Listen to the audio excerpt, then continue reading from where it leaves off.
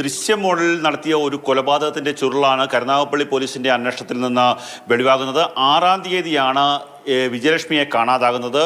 10-ാം തീയതി അവരുടെ സഹോദരി കരുനാഗപ്പള്ളി പോലീസിൽ പരാതി നൽകുന്നു.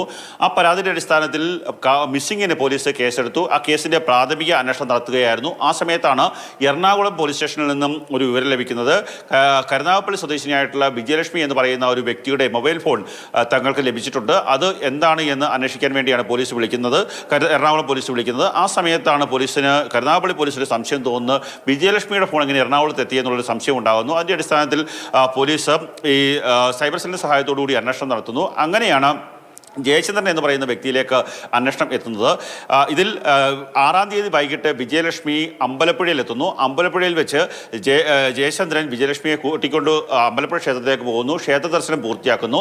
അതിനുശേഷം ജയചന്ദ്രൻ്റെ വീട്ടിലേക്ക് വിജയലക്ഷ്മിയെ കൊണ്ടുവരുന്നു. അവിടെ വെച്ച് അവർ ഒരുമിച്ച് കഴിയുന്നു. അതിനുശേഷം ഏതാണ്ട് 1 മണിയോടുകൂടി വിജയലക്ഷ്മിയുടെ ഫോണിലേക്ക് സുധീഷ് എന്ന് പറയുന്ന മറ്റൊരു സുഹൃത്തിൻ്റെ ഫോൺ കോൾ വരുന്നു. ആ ഫോൺ കോളിൻ്റെ അടിസ്ഥാനത്തിൽ ഇരുവരും തമ്മിൽ തർക്കമാകുന്നു. ആ തർക്കത്തെ തുടർന്ന് വിജയലക്ഷ്മിയെ തലയ്ക്കടിച്ച് കൊലപ്പെടുത്തുകയായിരുന്നു.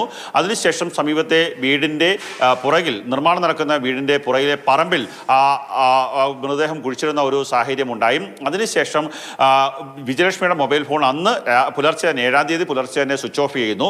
പിന്നീട് 10-ാം തീയതി രാവിലെ ഇയാൾ അതേ ടവർ ലൊക്കേഷനിൽ വെച്ച് തന്നെ ആ സ്വന്തം മൊബൈൽ ഫോൺ സ്വിച്ച് ഓഫ് ചെയ്ത ശേഷം നേരെ എറണാകുളത്തേക്ക് പോവുകയാണ്. എറണാകുളത്ത് നിന്ന് കണ്ണൂരിലേക്ക് പോകുന്ന ഒരു KSRTC സൂപ്പർഫാസ്റ്റ് ബസ്സിൽ ഈ വിജയലക്ഷ്മിയുടെ മൊബൈൽ ഫോൺ ഉപേക്ഷിക്കുന്നു.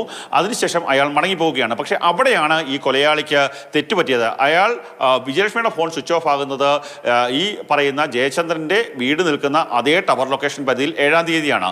അതേ ടവർ ലൊക്കേഷൻ പരിധിയിൽ വെച്ച് തന്നെയാണ് 10-ാം തീയതി ജയചന്ദ്രൻ്റെ ഫോണും സ്വിച്ച് ഓഫ് ആകുന്നതും. 12 പേരെയാണ് ഈ കേസുമായി ബന്ധപ്പെട്ട വിജയലക്ഷ്മിയുടെ സുഹൃത്തുക്കളായിട്ടുള്ള 12 പേരെ ചോദ്യം ചെയ്തു. എന്നാൽ ബാക്കിയുള്ള 11 പേരും വിജയലക്ഷ്മിയും ഒരേ സമയത്ത് ഒരേ ടവർ ലൊക്കേഷൻ ഉണ്ടായിരുന്നില്ല.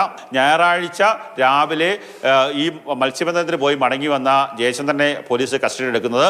ആദ്യം പോലീസ് ചോദ്യം ചെയ്തപ്പോൾ വിശദമായി കാര്യങ്ങൾ പറയാൻ തയ്യാറായില്ല. പിന്നീട് പോലീസിന്റെ രീതിയിൽ പോലീസ് ചോദ്യം ചെയ്തു. അപ്പോഴാണ് എന്താണ് സംഭവിച്ചതെന്നുള്ള കാര്യം അക്കമിട്ട് അയാൾ നിർത്തിയത്. കാര്യം തൻ്റെ കാമുകിയായിരുന്നു വിജയലക്ഷ്മി. ആ വിജയലക്ഷ്മി രാത്രി ഒറ്റൊരാളോട് ഫോണിൽ സംസാരിച്ചത് തനിക്ക് ഇഷ്ടപ്പെട്ടില്ല. അതുകൊണ്ട് തന്നെയാണ് താൻ പെട്ടെന്നുള്ള പ്രകോപനത്തിൽ കൊലപ്പെടുത്തിയെന്നുള്ള ഒരു മൊഴിയാണ് പോലീസ് നൽകിയത്. അതിൻ്റെ അടിസ്ഥാനത്തിൽ കരുനാഗപ്പള്ളി പോലീസ് കൊലപാതകത്തിന് കേസ് രജിസ്റ്റർ ചെയ്തു. പിന്നീടാണ് ജയചന്ദ്രനുമായി അയാളുടെ സ്വന്തം വീട്ടിലേക്ക് എത്തി തെളിവെടുപ്പ് നടത്തിയത്. അങ്ങനെയാണ് മൃതദേഹം കണ്ടെത്തിയത്. ഇതിൽ ഏറ്റവും എടുത്തു പറയേണ്ടത് കരുനാഗപ്പള്ളി ACP അഞ്ജലി ഭാവന, അതുപോലെ തന്നെ കരുനാഗപ്പള്ളി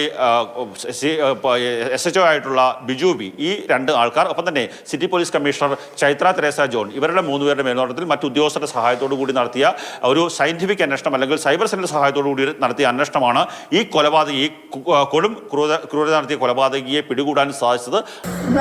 ഇവിടെ ഉള്ള ഒരു കൊച്ചിനെ കൂട്ടി അവിടെ പോയി തിരക്കിയപ്പോൾ 2-3 ദിവസം കൊണ്ട് അവിടെ ആളിനെ കാണുന്നില്ല, ലൈറ്റ് ഇട്ടേക്കുവാന്ന് പറഞ്ഞു.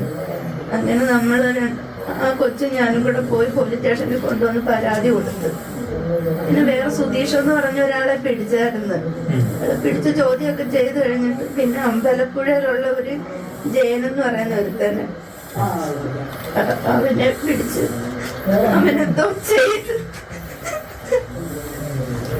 അയാൾ കരുതിയിരുന്നത് ദൃശ്യ മോഡലിൽ കൊലപാതകം നടത്തിയ ശേഷം തൻ്റെ നിർമ്മാണത്തിലിരിക്കുന്ന വീടിൻ്റെ പരിസരത്ത് കുഴിച്ചിട്ട് കഴിഞ്ഞാൽ ഒരു കാരണവശാലും താനാണ് കൊലപാതകി എന്ന് പിടിക്കപ്പെടില്ല എന്നുള്ളൊരു സംശയമുണ്ടായിരുന്നു. പക്ഷേ അയാൾ ഈ പറയുന്ന വിജയലക്ഷ്മിയുടെ ഫോണും അയാളുടെ ഫോണും ഒരേ സമയത്ത്, വ്യത്യസ്ത സമയങ്ങളിലാണെങ്കിൽ പോലും ഒരേ സ്ഥലത്ത് ഒരേ ടവർ ലൊക്കേഷനിൽ വെച്ച് സ്വിച്ച് ഓഫ് ചെയ്തതാണ് ഈ കേസിൽ നിർണായകമായത്. ഇത് കേരള പോലീസിന് ഒരു പൊൻതൂവൽ കൂടിയാണ്.